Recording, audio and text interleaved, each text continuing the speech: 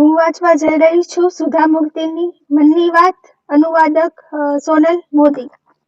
અને એમાંથી ટૂંકી વાર્તાનું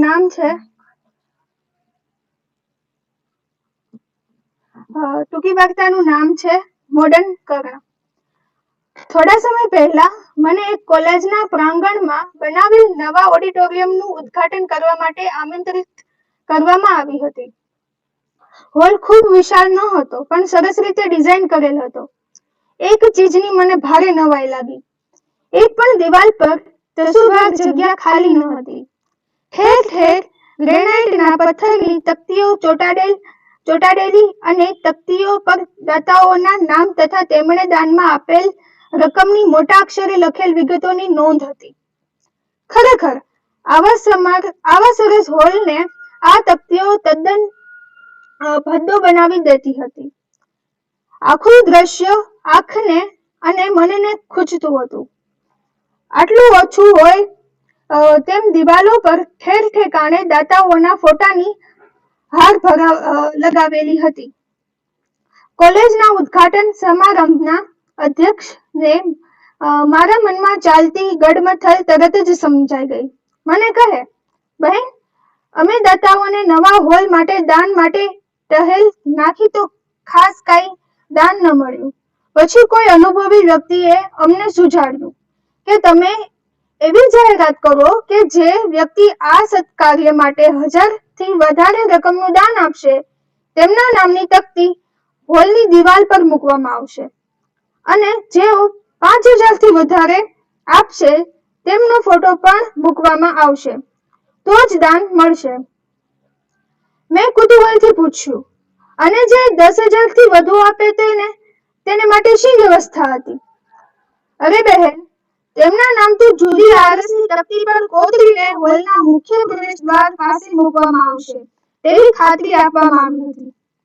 આયોજક બોલ્યા, તમે માનશો નહીં બહેન, થોડા જ વખતમાં પૂરેપૂરી રકમ તો મળી જ ગઈ, પણ એવા વિચિત્ર માણસોના અનુભવ થયા કે જેમણે ચાર વાર આપ્યા, જેથી હોલની ચારે દિવાલો પર તેમનું ઓછામાં ઓછું એક વાર તો નામ આવે જ.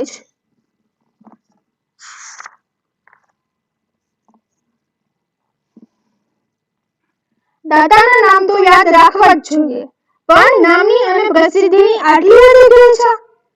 જે વ્યક્તિએ પોતાની પરસેવાની કમાણીનું દાન કર્યું હોય તેને માન મળે તેનો વાંધો નથી, પણ મંદિરોની મૂર્તિઓની નીચે પણ દાદાથી માંડીને પોતરો સુધીના નામ લાલ અક્ષરે ઉડીને આંખમાં વળગે છે ત્યારે તદ્દન બેહુદું દ્રશ્ય ખડું થાય છે. મને મનોમન એક વ્યક્તિ યાદ આવી ગઈ. પોતાના જમાનામાં પણ વૈચારિક રીતે અતિ ક્રાંતિકારી તેવા બેંગ્લોરના એક પ્રતિષ્ઠિત વેપારી શ્રી મરિયપ્પા. 1914ની સાલમાં તેમણે ઘણા બધા આર્થિક રીતે પછાત વિદ્યાર્થીઓને મદદ કરી હતી. તેઓ પોતે તો અભણ હતા, પણ તેથી જ અભ્યાસનું મહત્વ ખૂબ સમજતા. તેમના બંગલે આવા વિદ્યાર્થીઓ માટે મોટા પાયે રસોડું ચાલતું અને જરૂરિયાતમંદ તથા લાયકાત ધરાવતા વિદ્યાર્થીઓની સંપૂર્ણ ફી તેમના તરફથી ભરવામાં આવતી. શ્રી મરિયપ્પા 1914ની 12મી માર્ચે અવસાન પામ્યા. મૃત્યુના ફક્ત 8 દિવસ પૂર્વે તેમણે પોતાનું વિલ તૈયાર કરાવ્યું હતું. તેમના વિલ મુજબ તેમના પત્નીને દર મહિને મૃત્યુ પર્યંત મહિને 60 રૂપિયા આપવાની શરત હતી. આ દંપતીને બાળકો ન હતા. તેઓ જે 4 મંદિરમાં હંમેશ જતા તે 4 મંદિરમાં પૂજા અર્ચન, ઘી તેલથી બધી જ વ્યવસ્થા કાયમી ધોરણે તેમના તરફથી કરવામાં આવી. તેમણે આગળ લખ્યું હતું કે 45 વિદ્યાર્થીઓને દર વર્ષે મારા કુટુંબ તરફથી રહેવા જમવા તથા ફી માફીની સગવડ મળશે. શ્રી મરિયપ્પાના અંગત જીવન વિશે ભાગ્યે જ કોઈને માહિતી છે. મોટા ભાગે આવા દાનેશ્વરીઓ અંતર્મુખી અને શરમાળ જ હોય છે. પોતાનો જમણો હાથ જે દાન આપે તેની ડાબા હાથની ખબર ન પડે તેનું ધ્યાન રાખે છે.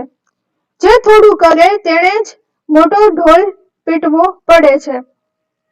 એક બહુ જ સરસ કહેવત છે જેનો અર્થ કંઈક આવો છે: માનવી જે પૈસા કમાય છે તેને સત્કાર્યમાં નહીં વાપરે તો તે ધન કુમાર્ગે જ વપરાશે. મરિયપ્પા હોસ્ટેલ 1921 ની 1 જુલાઈએ શરૂ થઈ. અલગ અલગ ભાષા, ધર્મના 45 તેજસ્વી વિદ્યાર્થીઓને બેંગ્લોરમાં રહેવા માટે સ્થાન મળ્યું. આ ટ્રસ્ટના 6 માદક ટ્રસ્ટીઓ છે જેઓ પોતપોતાના ક્ષેત્રમાં ભારે દબદબાભર્યું સ્થાન ધરાવે છે. શ્રી મરિયપ્પાની સંપત્તિ, જમીન જાગીરના પૈસા ઉપજાવતા અને બધું વિલ પ્રમાણે ઠેકાણે પાડતા જ 7 વર્ષ લાગ્યા હતા. એ મોંઘવારીના જમાનામાં આ મિલકત 1,45,00,000 હતી. તેમાંથી અડધી મૂડી હોસ્ટેલ બાંધવા માટેની જમીન ખરીદવામાં વપરાય તથા બીજી અડધી તે સમયે જ નવી શરૂ થયેલ માયસોર બેંકમાં ડિપોઝિટ તરીકે મૂકવામાં આવી. હમણાં જ શ્રી બી.કે. મરિયપ્પા હોસ્ટેલને 80 વર્ષ પૂરા થયા તેની તથા આ કાર્યના પ્રણેતાની 120મી જન્મ જયંતિ પ્રસંગેની ઉજવણીનો આરંભ યોજાઈ ગયો. સમારંભમાં જે વ્યક્તિઓ બેઠી હતી તે મને જોતા જ ખ્યાલ આવે કે એક મહાન વ્યક્તિ સંપત્તિનું યોગ્ય દાન કરીને બીજી કેટલીક મહાન હસ્તીઓ પેદા કરી શકે છે.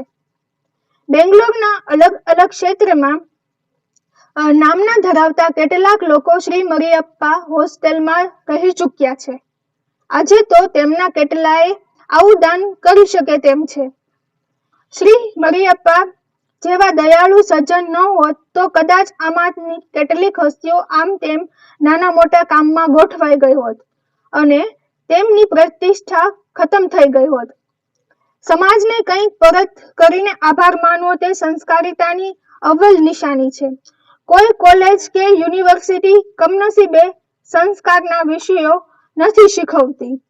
બાળકોને નાનપણથી જ દાન આપવું, આભાર માનવું વગેરે ઘરમાં જ માતા પિતાને અને શાળાઓમાં શિક્ષકોએ શીખવવું જ પડે. આ સંસ્કાર ગળગુથીમાંથી જ આપવા જોઈએ. શું મરિયપ્પાને મોડર્ન કર્ણ ન જ કહી શકાય? આવી ઘણી બધી વ્યક્તિઓની આ દેશને જરૂર છે. Thank you.